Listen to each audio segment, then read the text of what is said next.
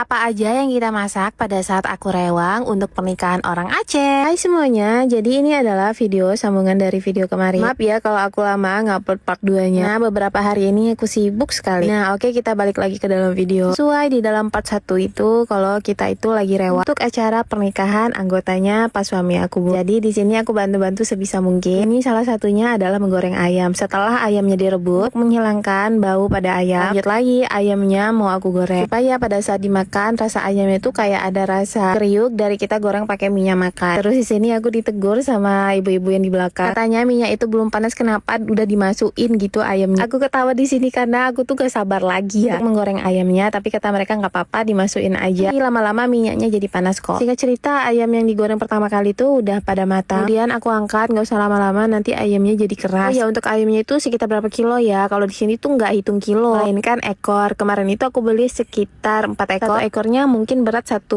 sampai 1,7. Jadi setelah dipotong-potong lumayan banget, dan ini aku udah selesai goreng ayamnya. Kemudian kita pindahin lagi sedikit minyak. Karena setelah ini mau menumis bumbu. Jadi ayam-ayam yang udah digoreng ini mau dijadikan semua orang Aceh, tepatnya di Gayo Luas. Nah, di sini tuh aku cuma bantu-bantuin aja ya, cuman bantuin ngadu, nyicip-nyicip rasa. Nah, yang racik-raciknya adalah kakak yang baju hijau. Tahu nggak, kita udah ngobrol banyak tapi aku lupa nanya nama kakaknya. Kalau di orang Melayu yang dimasak sama kakak ini namanya tuh ayam masak kecap. Tapi kalau di sini namanya ayam semur. Kalau di kita ayam semur itu dikasih santan lagi supaya tambah gurih dan juga mantap. Tapi kan di sini berbeda adat dan budayanya. Jadi tetap ngikutin cara masak yang di sini dong. Oke, tak selang beberapa lama kemudian, di sini rendang yang udah dimasak beberapa jam yang lalu tiba-tiba udah matang. Lalu karena rendangnya itu udah siap, kemudian diangkat dan dimasukkan ke dalam tempat untuk dimakan keesokan harinya. Terus bumbu ayam semur tadi pun juga udah matang. Tahap selanjutnya memasukkan ayam serta tempe. Kita tambahin tempe lagi supaya lebih banyak. Dan setelah semuanya tercampur rata, tinggal kita masukkan ke dalam tempat dan disimpan di dalam rumah. Oke, saatnya kita masuk ke menu berikutnya. Nah, di sini tuh sudah ada 2 ayam kampung. By the way, ini adalah ayam kampungnya Kak Dina. Tadi tuh udah dipotong dan dikuliti sendiri. Lalu setelah bulu-bulunya dibuang, kemudian dipotong-potong lagi untuk dimasak. Jadi untuk ayam kampungnya adalah tugas Kak Dina, karena Kak Dina yang lebih jago dan lebih paham untuk masak ini. BTW, ayam ini tuh bukan untuk para tamu-tamu undangan, melainkan ini tuh untuk orang adat. Jadi di sini tuh nanti ada adat gitu. Mana itu adalah perwakilan dari pihak wanita. Pagi-pagi datang untuk mengadakan acara adat. Dan aku kurang paham namanya apa. Yang jelas ini tuh khusus untuk orang adat, bukan untuk para tamu, dan ini tuh nanti dikasih rantang gitu. Sehingga di sini masaknya harus enak dan istimewa. Bumbu-bumbunya juga tadi udah dibuat di belakang sama Kak Dina. Sehingga pas ke depan tinggal dimasak-masak aja. Ayam kampung kan berbeda ya dengan ayam kota. Kalau ayam kampung tuh harus lama gitu ya masaknya. Sebab ayam kampung kan rada alot sedikit. Sehingga masaknya itu agak lamaan gitu ya, Bun. Nah, di sini udah di tahap memasukkan santan. Seasoningnya seperti garam dan juga penyedap. Terus Kak Dina juga ada kasih gilingan kelapa agar rasanya makin gurih dan juga wangi kelapa. Wah, mantap banget ini gulainya. Singkat cerita, ayam kampungnya udah matang. Sama halnya rendang dan ayam kecap tadi. Ayam kampungnya juga dimasukkan ke dalam tempat supaya aman, terhindar dari debu dan lalat. Lanjut lagi kita masuk ke masakan berikutnya. Jadi total yang kita masak itu ada 5 menu. Satu lagi menu sayuran, tapi itu dimasaknya pada pagi hari supaya nggak cepat basi. Nah, menu keempat adalah keripik ubi yang sudah kita masak tadi malam, Bun. Nah, pada saat udah digoreng keripiknya jadi banyak banget kan. Nah, keripik ini dibuat sebagai cemilan kita dan bisa juga tambah-tambah menu untuk prasmanan besok. Jadi supaya nggak repot besok tuh penyediaan makannya itu kayak prasmanan aja. Kamu tinggal ambil sendiri. Oke, di sini untuk bumbu keripiknya tuh udah matang, udah dingin juga. Kemudian kita tinggal masukkan aja keripik yang sudah kita goreng kemarin. Wah, ini tuh bumbunya benar-benar medok banget. Yang rasanya di sini manis, asin gitu. Yang tidak asin aja melainkan asin manis. Ada ditambahin asam jawa juga jadi makin balance dan enak rasanya. Saking banyaknya bumbu yang dibuat, ternyata keripik ubinya kurang dan di sini ditambahin lagi sama Kak Dina. Dan seperti biasa di sini tugasku cuman membantu mengaduk-aduk aja. Sebab aku nggak berani untuk racik-raciknya, takut nggak enak. Apalagi nanti itu dimakan banyak orang. Kalau nggak enak rasanya itu kan merasa bersalah banget. Tapi kalau sudah Kak Dina yang masak pasti sudah enak ini semuanya. Singkat cerita, keripiknya itu sudah terbaluri oleh cabai semua dan rasanya tuh benar-benar mantul banget. Tepat di jam 3 sore kita selesai rewangnya. Besok pagi untuk masak sayurnya. Cuman pada saat masak sayurnya aku nggak ikut. Ya udah deh, videonya sampai di sini aja ya. Terima kasih sudah nonton sampai akhir. Bye.